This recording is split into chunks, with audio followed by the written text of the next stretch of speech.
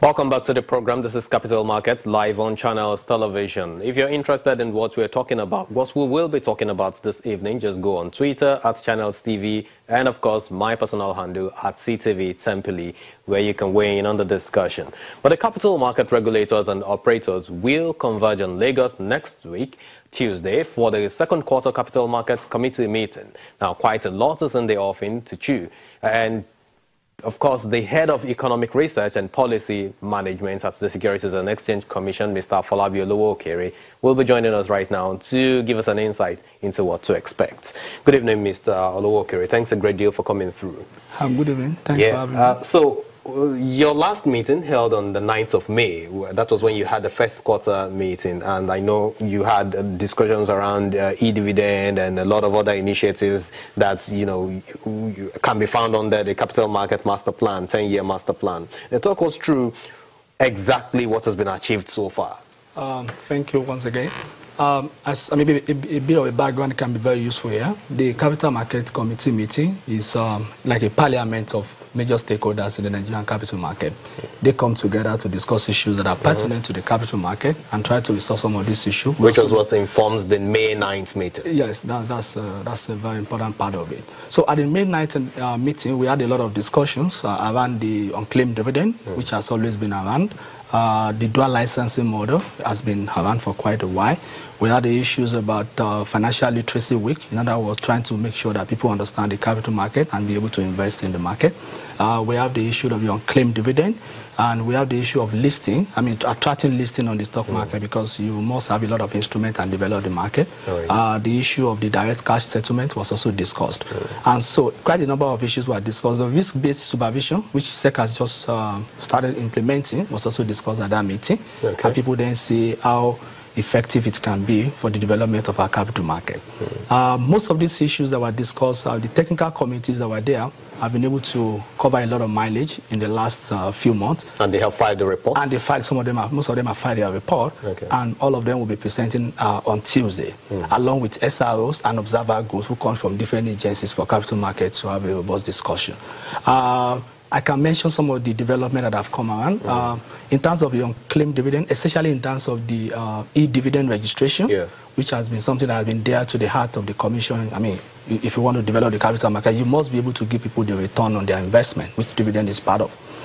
In that area, we've been able to see an increase in the number of people that have come for the mandates. If you look at the yesterday meeting, about 2.3 million accounts have been mandated. Wow. And of course, they are unique accounts, because you also use BVN of people to determine how many unique accounts, because it's possible for you to have multiple registration for people.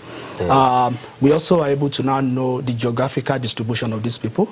All from the e-dividend registration regime that we've got so far. Yes, we are able to know that. Okay, so come Tuesday, what will you now be discussing? What's going to be different? Okay, so some of this development will be mentioned there, and they will be discussed. There will be the issue of the registration of trade groups will be very useful, because trade groups must be recognized and they must be registered with the Commission.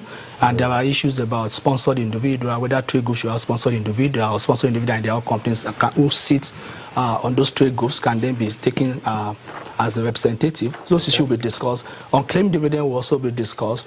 Dual licensing model, which is a way of trying to see whether capital market operators can offer have access to the discount window of central bank, thereby providing liquidity for investment in the capital market will be discussed. And one very important issue that will also be discussed, or actually launched at the CMC meeting, will be the SEC Statistical Bulletin. Really? Yeah. If you recall, different from the SEC journal launched sometimes last year? Yeah. Now the Securities and Exchange Commission wants to have a lot of information outside there, and then make sure that the research and the data provision from the side of the regulator is also very deep. But we in this country, we already have gamuts of data being released by the NBS, National Bureau of Statistics. How will this be different? I think maybe there are two ways. The first way is that we have a lot of data being released by different agencies, as many of them are scattered all around. So you probably may need someone to bring a lot of them together on a common platform, especially those ones that are important to the capital market. So you have them in that statistical bulletin. And also, it's about the deepest in terms of capital market data. For instance, where else do you see data on primary operations or issuance in the market, if not from the Securities and Exchange Commission? So the statistical bulletin will be having 5 sections. There's a section on primary statistics and SEC operations, which are data that are generated within Securities and Exchange Commission. There will be data on market trading statistics, which are generated on different platforms. Different from the one coming from the stock exchange? The ones that are generated from stock will also be presented in that statistical bulletin. Okay. From different exchanges. So you have the one coming from FMDQ, from NSC, from FX, and also... So we will be seeing a convergence from the different channels that are available in the capital market. And also you have a section on ownership structure and capital flows. And we are currently doing a lot of things to really see how foreign investors invest in the capital market. In fact, you need such information to be able to track the development in the capital market. We have a section on the company financial, which will be one of the most interesting part of the statistical bulletin. A follow-up on what the SEC had with company secretaries yesterday? No, really. Because I know that discussion also came up in terms of electronic provision of financial statements, to shareholders. Okay, in that way it's very related because by the time you file your financials with the Securities and Exchange Commission, we use them for a lot of analysis. Okay. But this data can also be made available to the public, in the sense that you can look at important things in terms of financial position as well as comprehensive income of companies, and then present them in a uniform format, especially in Excel, that can be useful to people, and then it's always updated very regularly. So some people will argue that the Nigerian Stock Exchange is seeing a bubble. I mean, the last time the all-share index got to 38,000 psychological line was about 2-3 years ago. So is this correct? Maybe let me just say this first. It's difficult to say it's a bubble. Okay. Maybe I would define, to really say whether something is a bubble or not, the first definition is that it's only when it's burst that you can say it's a bubble. But there are more scientific ways of determining whether there's a bubble. One way is to say, do we have a growth that is more than 50% within 2 months or more than 2 months? And there are also issues about, do we have growth that are supported or not supported by fundamentals of the company, as well as fundamentals of the economy. Recently, we did a bit of a research at Securities and Exchange Commission to really look at this issue.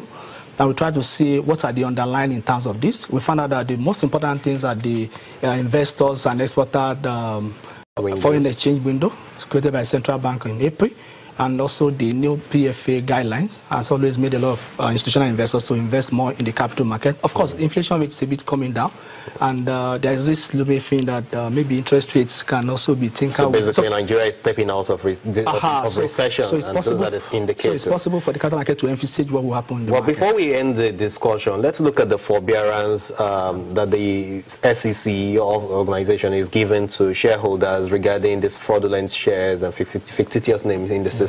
Give us a sense of what we should expect in the next 6 months.